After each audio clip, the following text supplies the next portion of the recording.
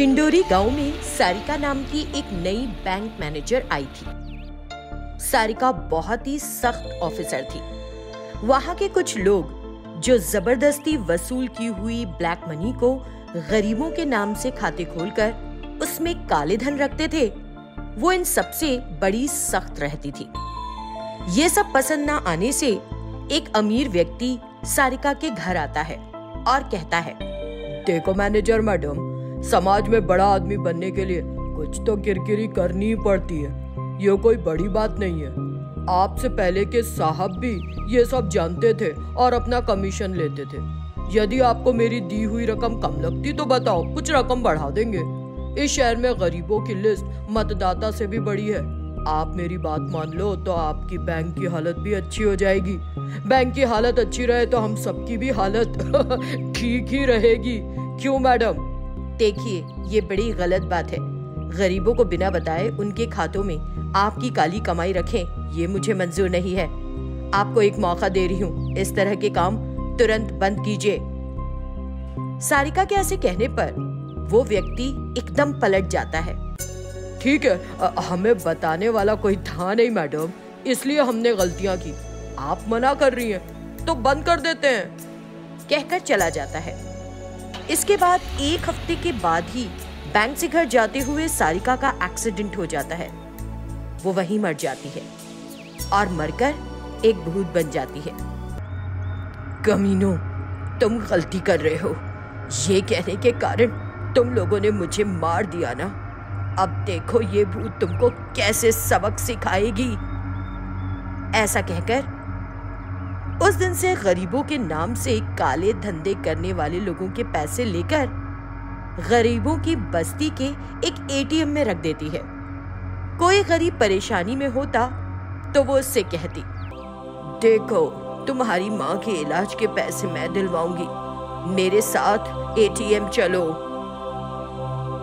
तो वो व्यक्ति कहता, अरे मेरा तो बैंक में खाता ही नहीं है, फिर एटीएम से पैसे निकलेंगे कैसे? वो सब मुझ पर छोड़ दो, मैं पैसे दिलाऊंगी, चलो। ऐसा कहकर गरीब को जितने रुपए चाहिए उतने उसी के हाथ से मैजिकल एटीएम से ड्रॉ करवाती। ये बात उस आदमी से गांव भर को पता चल जाती है। तब से जो भी जरूरतमंद होता वो उस मैजिकल एटीएम से पैसे निकाल कर ले जाता। उस एटीएम में पैसे खत्म होते ही भूत फिर उन अमीर लोगों के घर से छुपाए काले धन को लाकर जादुई एटीएम में डाल देती। ये सब उस आदमी को भी पता चल जाता है जिसने सारिका को मरवाया था। मतलब हमने जिस मैनेजर को मारा वही सारिका भूत बनकर उस जादुई एटीएम के लिए पैसे हमारे काले धन से ले जा रही है। हम ये सब जानते हुए भी कुछ नहीं कर सकते क्योंकि उस धन का हिसाब हमारे पास नहीं। अब धन चोरी हो गया कहे तो भी नया सिरदर्द शुरू हो जाएगा।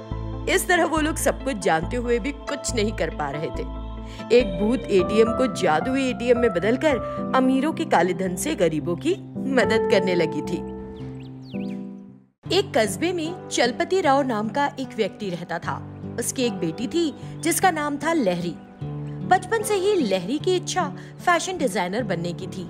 एक दिन उसकी सहेली ने लहरी से पूछा, तू फैशन डिजाइनिंग के लिए इतनी दीवानी क्यों है रे? उसके इस तरह पूछने पर लहरी बोली, मुझे नहीं पता, लेकिन जब हम छोटे थे तो मेरे पिता बहुत कम कमाते थे। हमारे पास एक दर्जी था जिसका नाम था वेंकन्ना। वो उसी गांव में रहता था और मेरे लिए सुंदर सुंदर फ्रॉक सिल के देता था। मुझे तभी समझ में आ गया था कि वो एक बड़ा फैशन डिजाइनर है, लेकिन बेचारा पढ़ा लिखा ना होने से वो एक साधारण दर्जी ही बनकर रह गया। तब से मेरे मन में है कि वो एक फैशन डिजाइनर की तरह नए नए डिजाइन्स बना सकता है और मैं भी ऐसा ही करना चाहती हूँ। अब तो मुझे नहीं पता कि वेंकन्ना कहाँ है और क्या कर रहा है। मुझे तो ये भी नहीं पता कि वो कपड़े अब सिलता भी है या नहीं। उसने अपने बचपन की बातें अपनी सहेली को बताई। ऐसे ही समय गुजर रहा था। एक दिन वही दर्जी वेंकन्ना चलपति राव के घर आया। उसे लहरी के लिए उसके बचपन में फ्रॉक्स को सिलना याद था। उसने सालों का हिसाब लगाया और लहरी के लिए एक अच्छी सी ड्रेस सिलकर लेकर आया। लेकिन चलपति ने उसे देखकर, देखो वेंकन्ना, जब हम गांव में थे तो तुम हमारी हैसियत के थे, लेकिन अब हमारा बड़ा रुतबा है। अब मेरी बेटी यानी लहरी बहुत महंगे महंगे कपड़े पहनती है। तुम जो उसके लिए लेकर आए हो मुझे नहीं लगता कि उसे पसंद आएगा, इसलिए अपने कपड़े लो।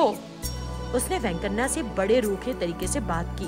वो कहने लगा, साहब मैं बीमार हूँ, बहुत ज्यादा दिन नहीं जीऊंगा, इसलिए लहरी बीवी के लिए ये ड्रेस बनाकर लाया हूँ। अगर एक बार लहरी बीवी इसे पहन लेंगी तो मुझे बहुत खुशी होगी। इसे मेरी आखिरी इच्छा ही मान लीजिए। लेकिन राव ने उसकी एक नहीं सुनी और उसे घर से बाहर निकाल दिया। किस्मत से ये सब होते लहरी ने देख लिया, लेकिन लहरी को पता था कि अपने पिता से बात करने का कोई फायदा नहीं होगा, क्योंकि उन्हें अपने अमीर होने का बड़ा घमंड है। जाते हुए इन्हीं सारी बातों के बारे में सोच रही थी कि किस तरह दर्जी वेंकन्ना को अपमानित होना पड़ा और गाड़ी चला रही थी। गाड़ी का संतुलन बिगड़ गया और वो एक पेड़ से टकरा गई। लहरी की मौके पर ही मौत हो गई और मरने के बाद वो एक भूत बन गई। ऐसा क्यों हुआ? मेरे मरने के बाद क्या मेरे सपने भी मर जाएंगे? क्या मैं फैशन डिजाइनर नहीं बन पाऊंगी? उसे बहुत बुरा लग रहा था। उसके मर जाने के कुछ दिनों बाद उसे वो ड्रेस याद आई जो वेंकन्ना लेकर आया था। वो वेंकन्ना के गांव पहुंच गई और गांव के लोगों से वेंकन्ना के बारे में जानना चाहा, लेकिन उसे पता चला कि वेंकन्ना बहुत उदास था और उसकी मौत हो गई। ये बातें लहरी के भूत ने भी सुनी और सोचने लगी, वो मुझसे मिलने आया था, मुझे अपनी बनाई ड्रेस देना चाहता था। लहरी के भूत को बहुत बुरा लग रहा था। तभी उसने एक लड़के को रोते हुए देखा। सब लोग उसे सहानुभूति दिखा रहे थे। वो समझ गई कि वो वेंकन्ना का ही बेटा है। वेंकन्ना की पत्नी का बहुत पहले निधन हो चुका था और अब वो भी नहीं रहा। उसका बेटा अनाथ हो गया था। साथ देने के लिए लहरी का भूत एक दर्जी बन गया। वेंकन्ना के बेटे का ख्याल रखने के लिए वो जिस तरह से भी टेलरिंग करना चाहती थी करने लगी और उसके बेटे को पालने लगी। जिस दर्जी वेंकन्ना ने उसे फैशन डिजाइनर बनने के लिए बचपन में प्रेरित किया था, उसने उसके बेटे का पूरा ख्याल रखा। उस छोटे से बच्चे के जरिए उसे अपने फैशन डिजाइनर के रूप में प्रसिद्ध होने का सपना पूरा होता दिखा।